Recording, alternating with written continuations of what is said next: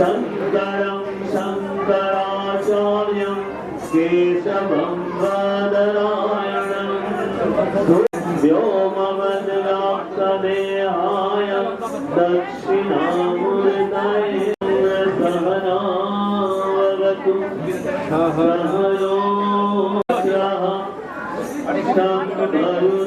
आयु त्वामेव प्रत्यक्षं ब्रह्मासि त्वं पद्मनाभं सुरेशं केशवक्लेशनाशाय दुःखनाशाय सत्यं देवा निरञ्जनं गुरुर्वक्त्रं सदा अथ पुष्पाञ्जलि समर्पयामि।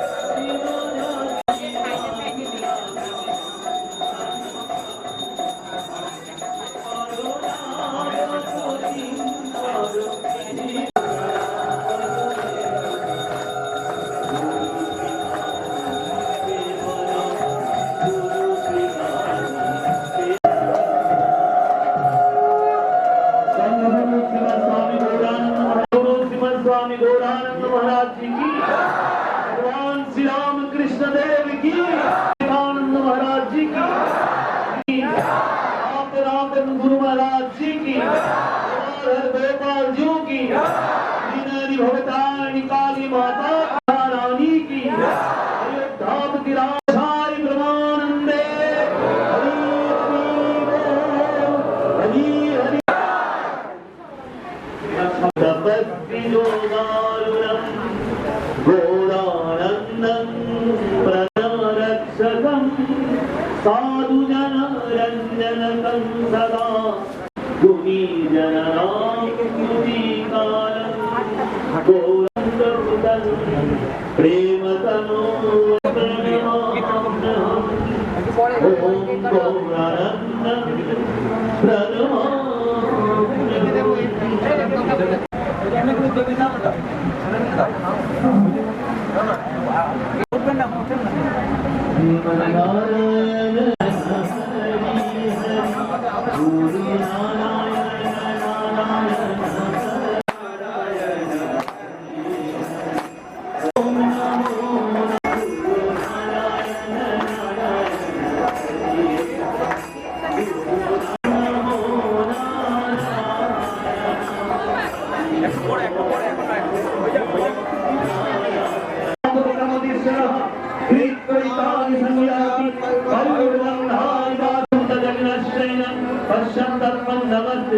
यदान्तप्रतिदत्तमानं नैनं पश्यन्त चेतसं यदादित्यगतन्तेय जगद्भासेतयाज्ञं यच्चन्द्रमसि यच्चाग्नो तत्तेज विद्धिमामकं नमामि सर्वभूतानि नारायण सर्वाणि भूतानि उदाहरणक्षरोच्यते उत्तमा पुरुषस्तन्य परमात्मदुदारतमं यो मामेव न संगोरं जानति पुरुषोत्तमं सा सर्वविदमजति मम पूर्णमेवावशिष्यते।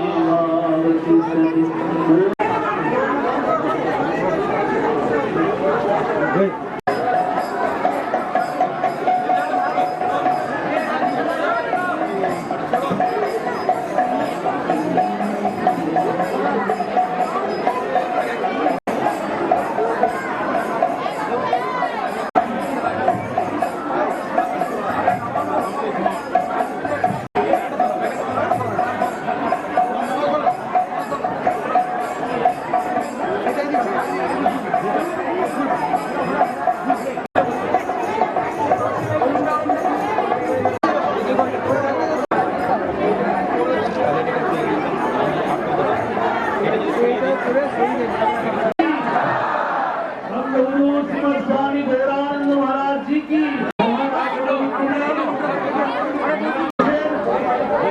नाले देखते पाবে না পিছনে বসুন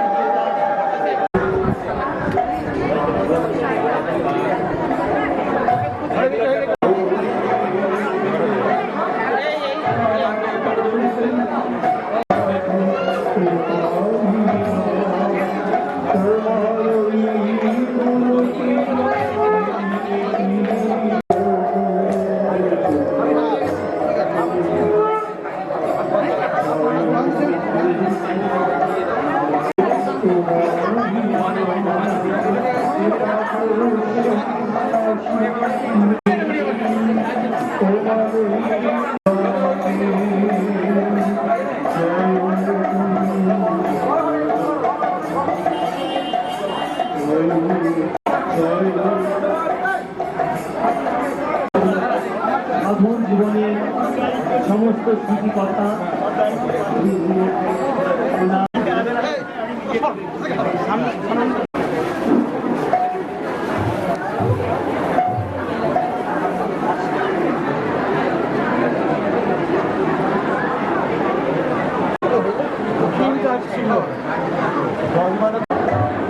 আপনার আশীর্বাদ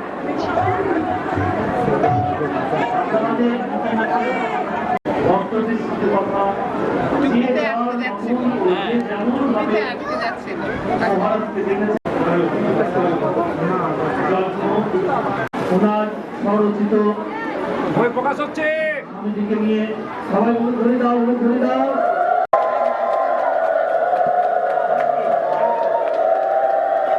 আপনারা সবকিছু আমাদের কাউন্টার থেকে পেয়ে যাবেন, বইটা স্টল থেকে পাওয়া যাবে। সবাই আমি দুটো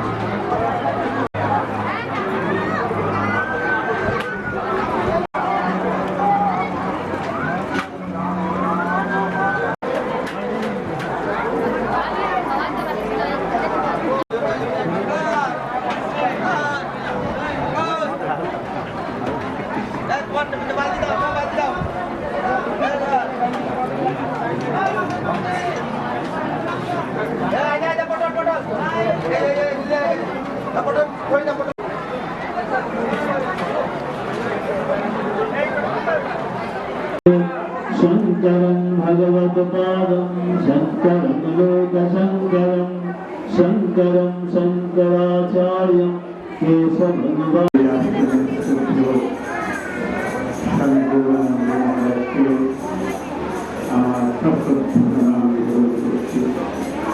এবং বিভিন্ন শাখা এবং এখানে অনেক ভক্তজন উপস্থিত হয়েছিলেন।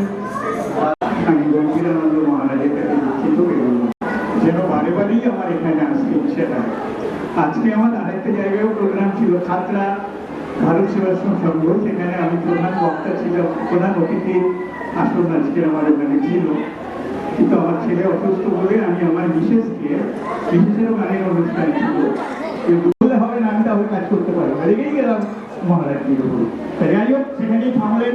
এবারে প্রেসে আমি প্রতিদিন সবাই যে দেখেছেন বলছেন সুন্দর হয়েছে। এবারে লেখা, যাই হোক, সেগুলো আমি চেষ্টা করেছি। আমি যে ধ্যান মন্ত্র প্রণাম মন্ত্র ওগুলো রেখেছি, তারপরে ফটো আছে, মানে বইটা বলে একটা মাধুর্য আনার জন্য আমি চেষ্টা করেছি। তারপরে বড় সাহিত্যিক দেখবেন এক কথা লেখা হলো এই আনন্দের ভাষা নেই। এবার দু চার কথা বলবো। আপনারা ভক্তজন, আমি কাউকে এখানে সন্ন্যাসীদের সামনে কাউকে জ্ঞান দেওয়ার মতন অধিকার আমার নেই। যেটা আমাদের যে স্বরূপ আমাদের প্রত্যেকের মধ্যেই রয়েছে, সেই স্বরূপের উপলব্ধি, যেটাকে শুরু করলে হয়। তবে এটা মনে রাখতে হবে, অজ্ঞান মানে কি? তুমি যে মানুষকে ভালোবাসছো না, সেটাই তোমার অজ্ঞান। তুমি ভোগ করো, এটা তখন কিছুই নিয়ে যাই না। ঠিক যে অবস্থাতেই আছি সেই অবস্থাতে মাঝখানের পথে আমরাও অগ্রসর হয়ে আমরাও তাকে লাভ করতে পারি।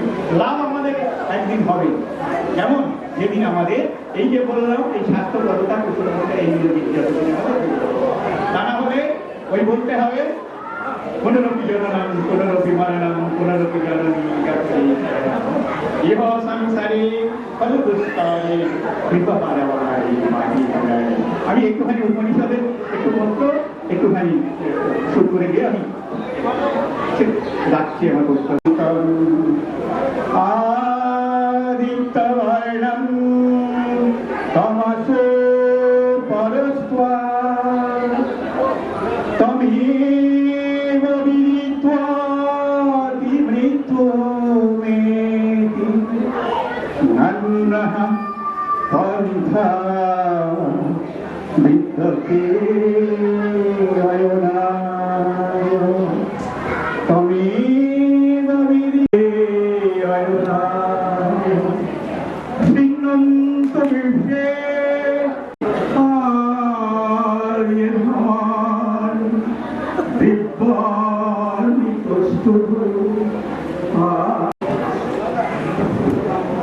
একজন বাবার শিষ্য, শুরু থেকে আমার খুব প্রিয় ভাতৃপতি, অত্যন্ত প্রিয়, বহুদিনের সাথী, সহ সভাপতি বরানগর শ্রীরামকৃষ্ণ আশ্রমে, যিনি সবার সাথে সত্য প্রকাশ করেছে, অন্যান্য সমস্ত সন্ন্যাসী এবং রামানুজ প্রীতি শুভেচ্ছা ও ভালোবাসা। আপনাকে দেখেছি এইখানে একটা রান্নাঘরের মধ্যে একটা কাঠের চৌকিতে বসে, পিড়েতে বসে তিনি, এই আশ্রমে যখন এসেছিলাম আমার ভাইজিটা বলতো মহারাজ না, তাই আমরা বলি আমরা ভাগ্যবান, আপনারা যারা দীক্ষিত এইমাত্র সত্যপ্রকাশ সত্যশিবানন্দজি, যে কাল থেকে আমাদের জয়দেব পদ্মাবতী সেই মিলন ক্ষেত্র, সেই গুপ্ত বৃন্দাবনে আমরা অবগাহন করতে এসেছি। আর বাবার শুভ কনসেন্ট্রেশন অফ মাইন্ড, তীব্র ব্রহ্ম, এখনো পর্যন্ত স্মৃতি শক্তি সেই মায়ের পদপ্রান্তে উনি সাধনা করে যাচ্ছে। সাধুদের ভক্তদের নিয়ে উনি হোমে বসে অশক্ত ভাগবান আপনার যারা সন্ন্যাসী, হে বাবা ঠাকুর তুমি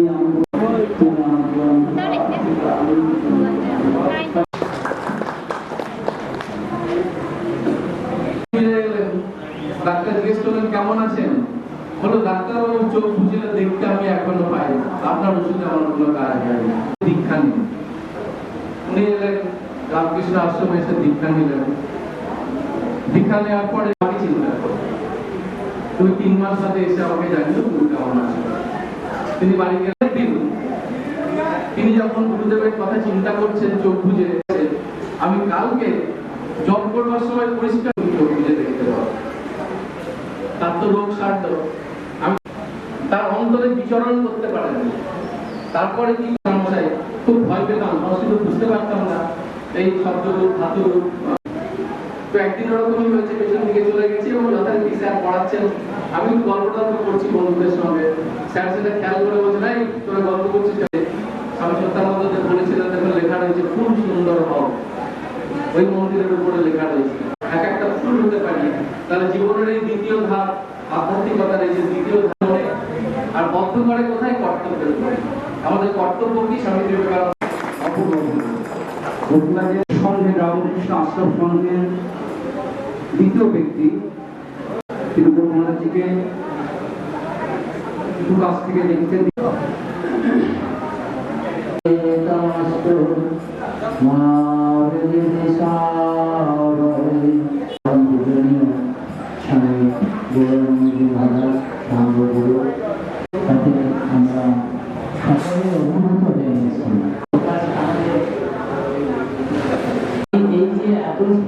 পেয়েছেন। আসলে কি ভক্ত বললেন যে গুরু কোন জায়গায় নিয়ে যেতে পারেন পারি না। অনেক সময় কি হয়, এরকম একজন পরম পূজনীয় গৌরাঙ্গ মহারাজ আপনারা যারা সেই বিস্ফোরণের ফলে আমাদের মনের মধ্যে সেই প্রভাব পড়ে। গুরুর চরণ হচ্ছে এত ব্যস্ত যে গুরুদেবের বয়সের বয়স, তখন স্বামী সত্যের নিচে বসে একটু জপ করবে। তো মহারাজ যোগী, জন্ম জন্মান্তরে যিনি যোগী, তার এখন আমরা আমাদের শোনা সৌভাগ্যবান। যাই হোক আমরা শুনবো আর পড়াশোনা যাবো।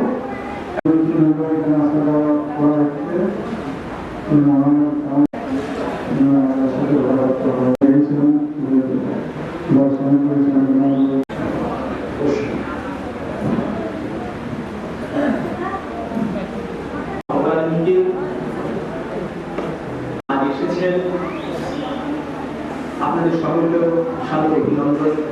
এবং আমরা ভাগবান এমন একজন মহান সাধুকে সত্যি ভগবানের যেটি বলবো সত্যানন্দ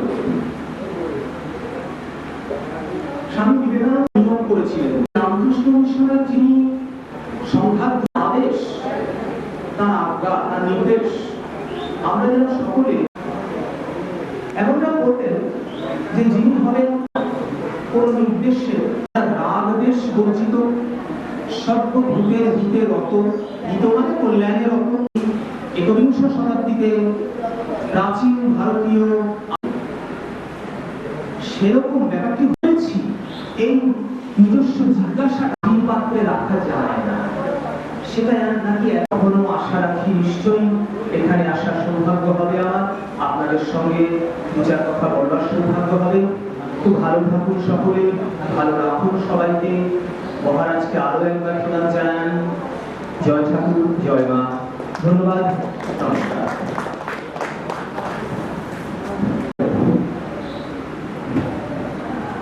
जय जय राम कृष्ण शरण राम कृष्ण शरण शरण राम कृष्ण शरण। सबाई बोलबेन शरण दे प्रभु कृपा केवलम कृपा केवलम कृपा केवलम राम कृष्ण।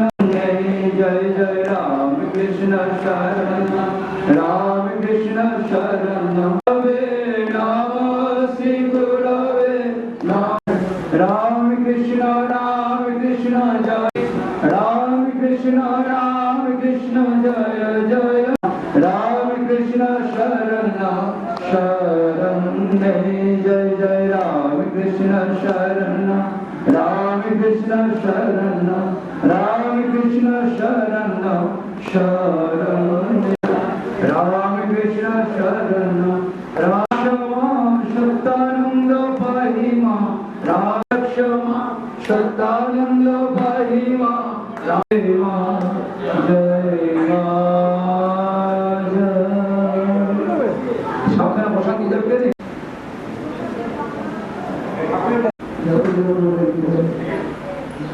গুরু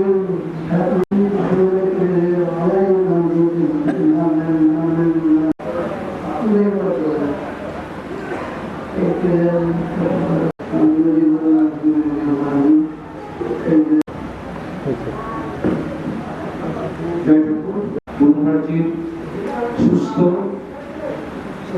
এবং দীর্ঘ জীবন প্রার্থনা করছি। তিনি যতদিন আমাদের সামনে থাকবেন নিজের কল্যাণের জন্য, বিশ্বের কল্যাণের জন্য ঠাকুরের কাছে প্রার্থনা করবেন।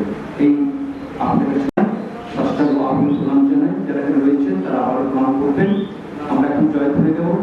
জয় শম্ভুগুরু শ্রীমৎ স্বামী।